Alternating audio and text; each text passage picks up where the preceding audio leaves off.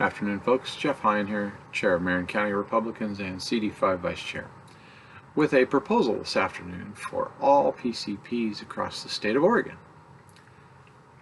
I propose to you the following: that you, as the PCPs and your county parties, should be the ultimate arbiters and decision makers when it comes to where you spend your time, your resources, and your blood, sweat, and tears when it comes to candidates filing for office in your county and across the state. Seems reasonable, right? Well, historically, that's not been the case. As a party, generally speaking, in the primaries, we have been very hands-off and silent when it comes to who we support in the primary races, and even as far down to nonpartisan stuff at a local level. I think that should change. And in Marion County, we did make some changes in the past number of months that started back in 2018 when we watched Washington County Republicans attempt to do essentially an endorsement process for the governor race. It didn't quite work out that way for them. What they did end up with, though, was a straw poll. But one of the things that really caught our eye was the amount of media attention that this grabbed. It was amazing, all the people that wanted to know what the people in Washington County thought about governor race.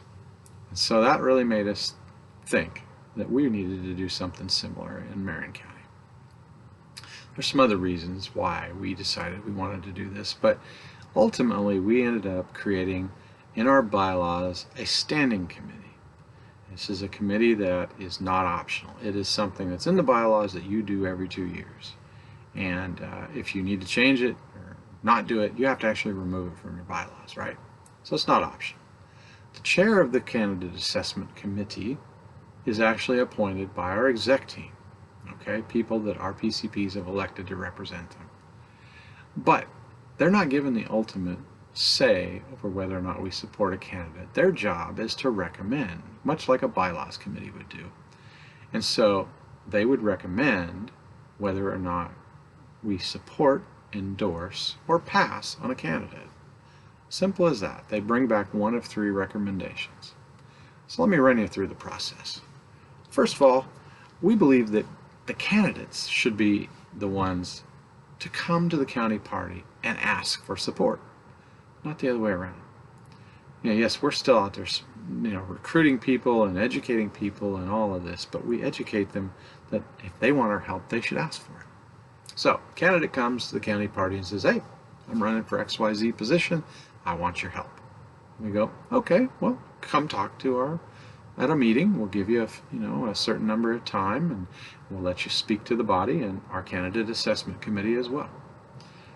So the candidate comes, and depending on what district this candidate represents, the candidate assessment committee has some ad hoc members in it.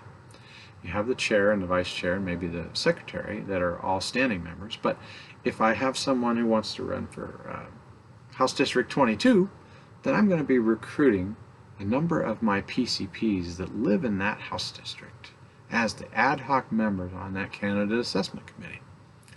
And so then when the candidate comes and we're all listening to them, those people who are potentially going to be directly affected by the outcome of this election are the ones that are actually on that assessment committee, right?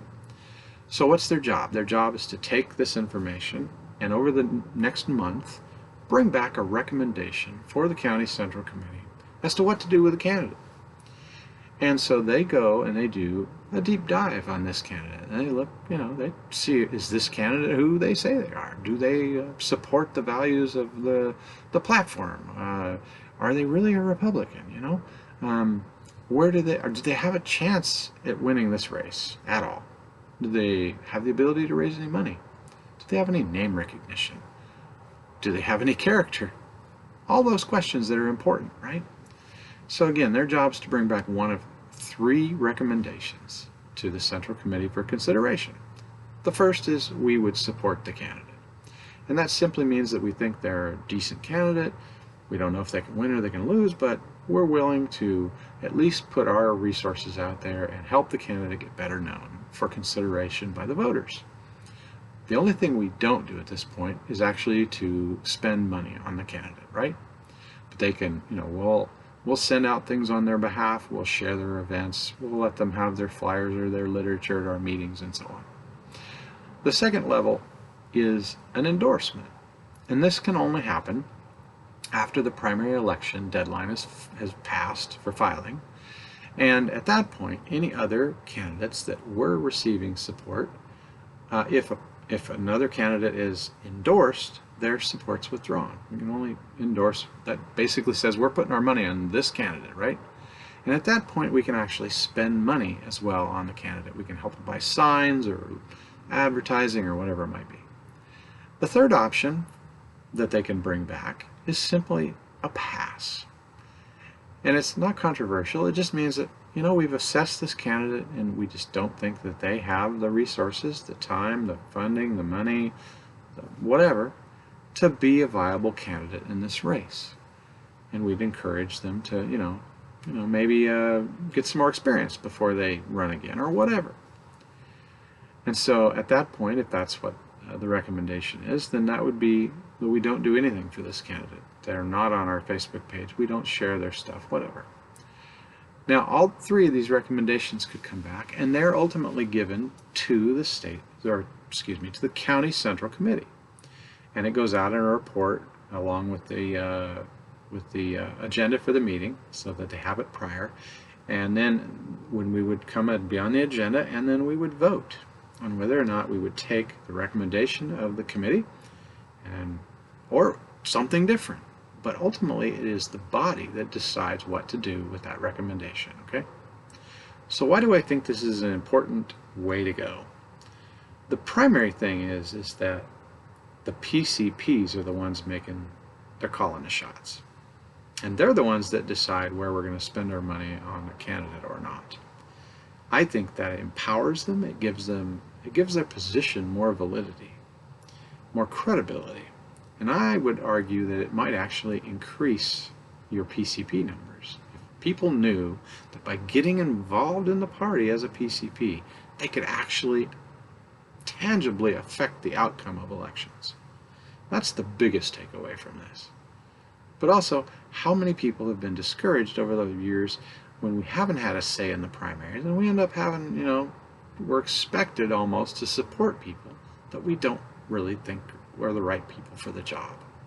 The county party here can change its mind at any time. If someone we chose not to support ends up winning the primary, it can come back before the body and we can say, yeah, okay, well, we'll go ahead and endorse the person now.